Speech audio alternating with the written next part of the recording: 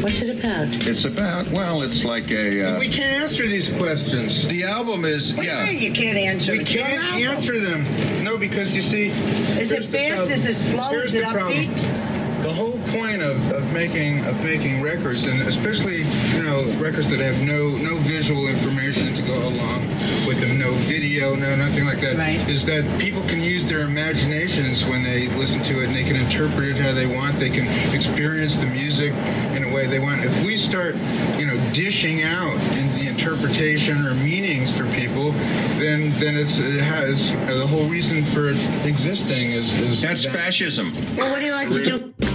What's it about? Oh, I gotta hear that last part where he's like, "That's fascism." That's I wish maybe I can sample that one day. I don't know. Maybe they'll let me. Existing is That's fascism. Well, what do you? All right, so yeah, that's a clip from my favorite band on this planet, Steely Dan. And it's always funny when you run into somebody who heard Steely Dan but doesn't know anything about Steely Dan. They go, "I love his music." There is no Steely Dan.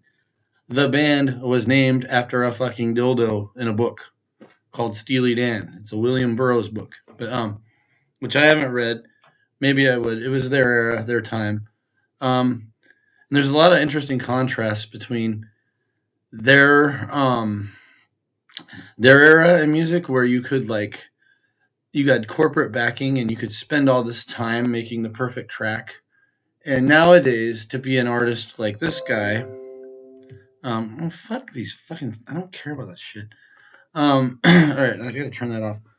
But in this guy's era, you got to be a good musician, and you got to be like a marketer, and you got to be a personality. You can't be mysterious too much. You have to be open, and it kind of sucks, but it's kind of cool. There's all this technology, and it's really easy to make music really fast, but to do what Steely Dan did took months and months. They would spend a month on one track. They would have 5 different drummers and go not that one. This guitar player, that totally different era. But this song hits so hard. Obviously, you can see my feed is full of prof right now. But Testify. I'm gonna give you one more shot, then it's off to Louisiana, Louisiana. I never knew that it would be so try to take my life. I'm gonna give you one more shot, then it's off to Louisiana, Louisiana. I let a fucking lie change my mind. I let one more shot, then it's off to Louisiana, Louisiana. One-way flight. one. Mic drop. Hell yeah. He means every bit of that. What does it mean? What does it mean to you? What does it mean to me? It's what it means to, we all have our own interpretation. I have my suspicions, but I don't want to email him and go what did you mean by this? And because everybody's in the chat doing that, and I get it. I used to be that way, but it's what the lyrics mean to you. It's what the emotion means to you. It's how you relate to it. That's the point of this art. That's the point. And it took me so long to get this, because I would sit there and read interviews with Pink Floyd and be what was this song about? What was Echoes about? What was this song about? And they're well, it's what it means to you. I'm yeah, fuck you. Tell me what it meant when you guys were writing it. And they don't even know sometimes. So yeah, this song is incredible. I'm not going to do the drunk reaction where I start yelling the F word over and over and delete it.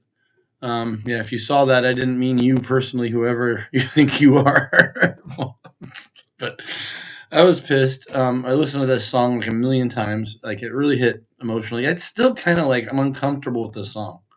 I mean, one more time, right? Fuck it. I heard Lil Stitch gon' testify. I'm gonna give you one more shot, then it's off to Louisiana, Louisiana. I never knew that it would be so try to take my life. I'm gonna give you This is live, by the way. He did that live.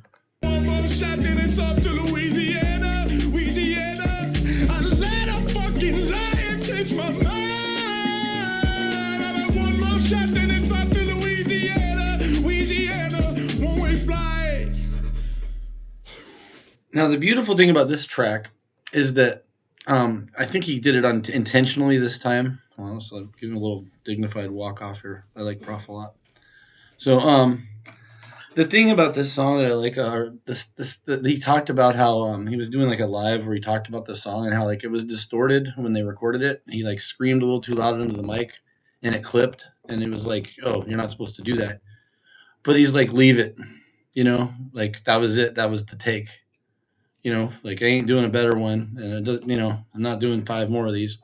It's not easy to do, obviously, to sing like that. The weird thing about Prof is like I can't sing, but when I listen to him, I feel like I can sing. It's weird. It's like I feel like I could actually sing like that. Like I can't, but I start doing it. Like start walking around singing like him, and it's really cool. It's like you feel good. It makes you get some kind of tension out. But in this era, we don't have time when you make music to be perfect anymore. Like you have to just let it go because you don't have. This guy doesn't have corporate backing. It's all him. He's got to market it. He's got to do all. I mean, he's got a team of people, but you got to do this shit. I talk to these people who are really good musicians, and they want to like get big and stuff. And it's like you got to spend more time marketing than you do making your own music. It sucks, doesn't it? But yeah, it's a fantastic song, and just let the lyrics mean what they mean to you. Once I understood that, everything got a lot better with music and my relationship with music. And